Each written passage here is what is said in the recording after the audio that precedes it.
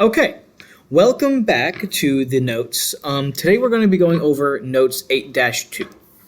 Now, specifically, we are learning mostly about combinations, but in order to understand combinations and know how the formula works, we first have to go over factorials.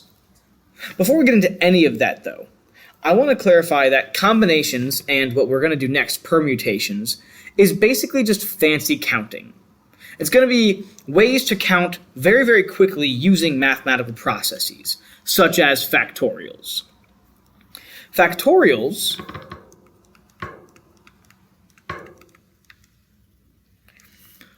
is the product of an integer and all integers below it. We'll see an example of that in just a second.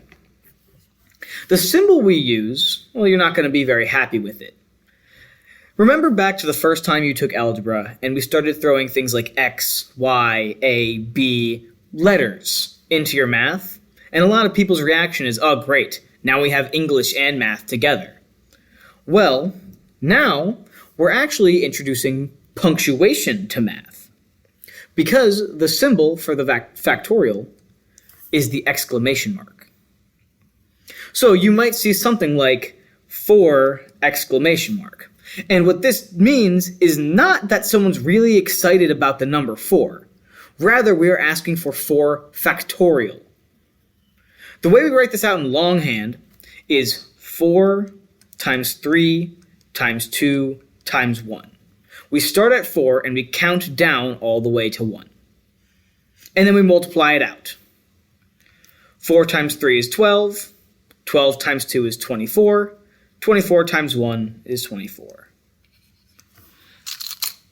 Now, if you continue on in math, you'll see that 0 is a special child, and it always gets its own rules.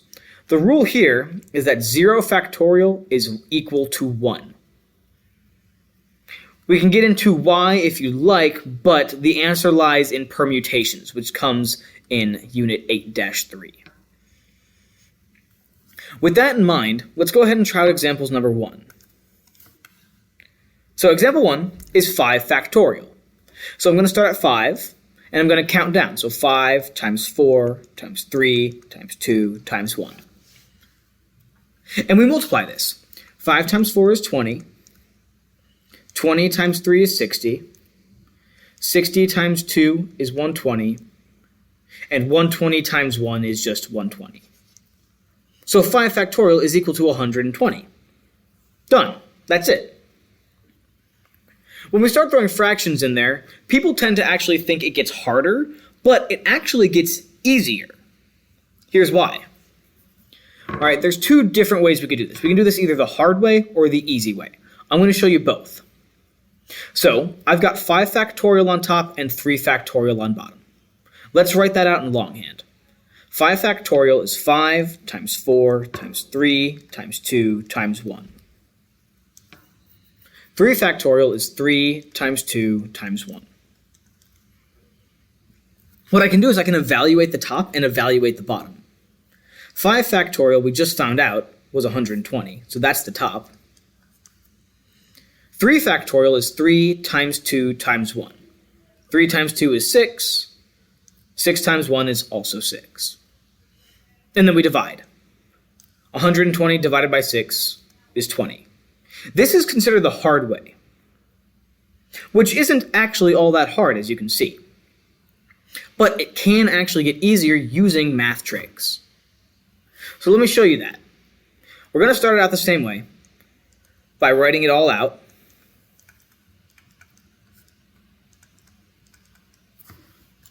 Now, what we need to think about is what happens when we multiply by 1? Nothing, right? Anything times 1 is just itself. So we can effectively ignore the 1s here. And then, something cool about fractions is that when you're multiplying with fractions, if you have something on top and bottom that is the same, they cancel out and become 1s. Think of it like this. 2 divided by 2 is 1. So they cancel out and become 1s, which are effectively pointless, right? Because multiplying by 1 doesn't change anything. So I can ignore those.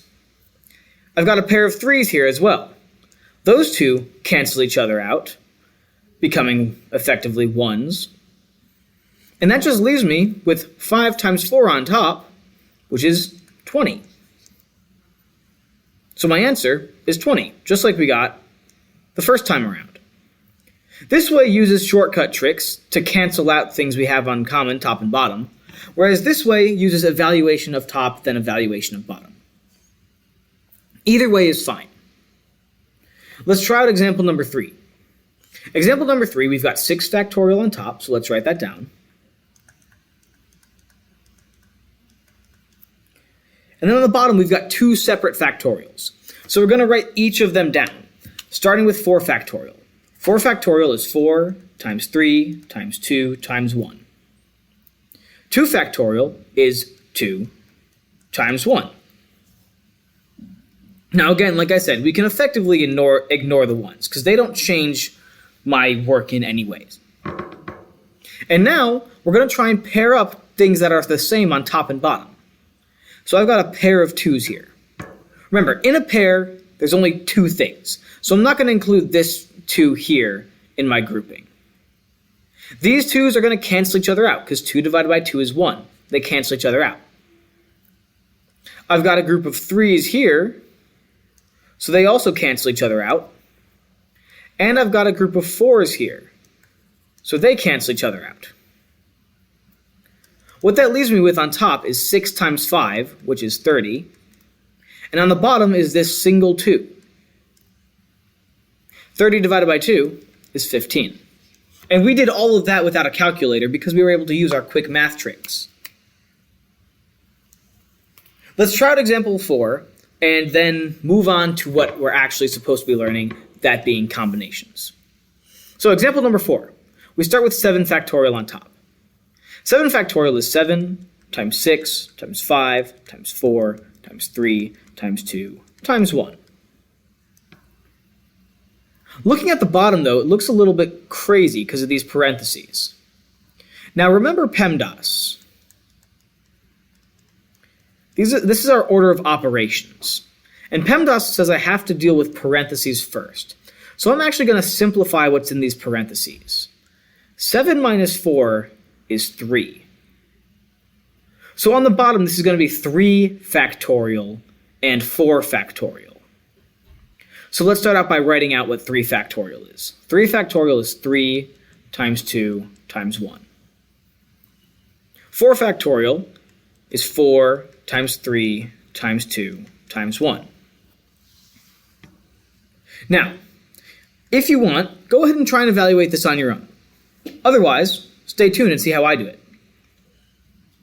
If you did this on your own, there's a likelihood you would see the 1's here cancel, the 2's cancel, the 3's cancel, and the 4's cancel. Leaving me 7 times 6 times 5, which is 210, and 3 times 2 times 1, which is 6. When I divide that, I end up getting 35, which is correct. I'm going to show you a nice little shortcut that I use to not have to go into this middle step. I noticed that 3 times 2 is 6, which gives me a pair of 6's I can cancel out as well. So I end up with just 7 times 5 on top, which is 35. Both ways we end up at the same spot. This way I didn't even have to use a calculator, whereas 210 divided by 6 you might have had to use one. If there are any questions about that, please leave it in the comments down below or email me, come to tutoring, etc. Otherwise, let's move into combinations. So, with combinations, the important thing to remember is that order is not important for combinations. Here's what I mean by that. We're going to use this as an example. Pretend this is my class here. I've got 6 students in my class. 3 are guys, 3 are girls, and they're named A, B, C, D, E, F. Very original names, I know.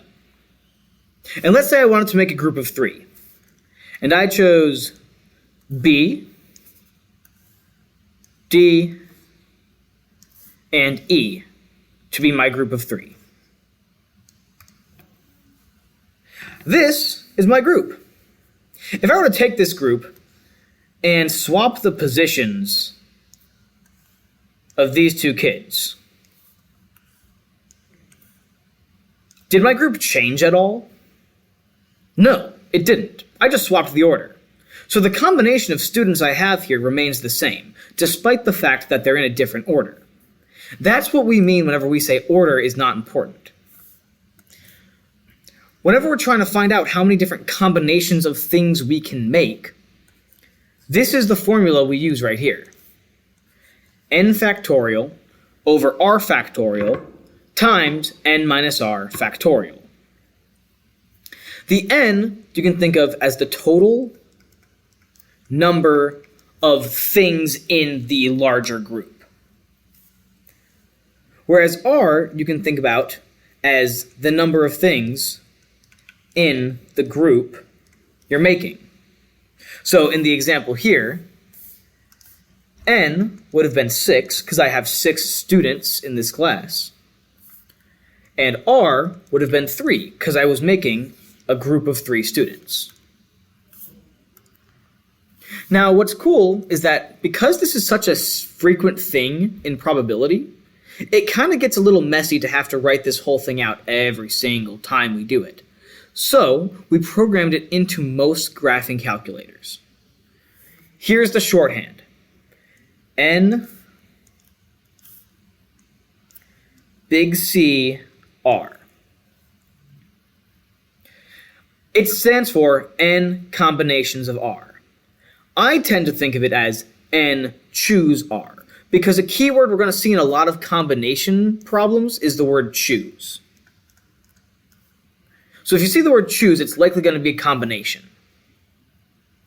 So the question arises. In my example from before, I have a class of 6 people. How many ways can I choose a group of 3? Well, I can go to the calculator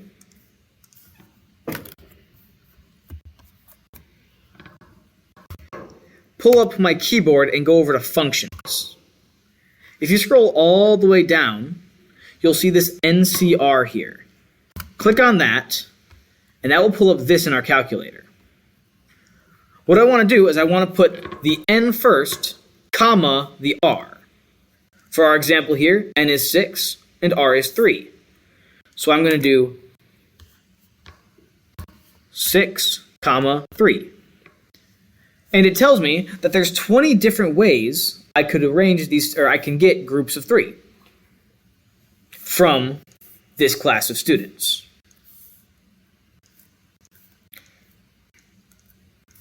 The other way to find it is just to plug your numbers into this and evaluate, kind of like we did on example 4. With that in mind, let's go ahead and try out examples 5, 6, and 7. So example 5, Adrian would like to buy a subscription to 6 new magazines. So the total number of magazines is 6. However, he can only afford 4. How many different groups of magazines can he choose? There's that keyword, so that means we're doing a combination. If n is 6, my r is going to be 4, because that's how many he has to choose. I can either write this out in the formula, n factorial over r factorial times n minus r factorial, and solve it out this way, or I can write it out as n choose r. Either way, I should get 15 as my answer.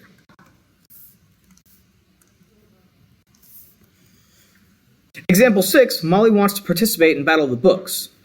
There are 12 books to choose from, so my n is 12. But Molly can only choose 3, so her r is 3. Okay, let's go ahead and plug it in. N factorial over r factorial times n minus r factorial. We could also plug it in as 12, choose 3. Either way, I get 220. You try out example number 7, and you should get 56. If you have any questions, go ahead and leave it in the comments below, or email me. Otherwise, good luck.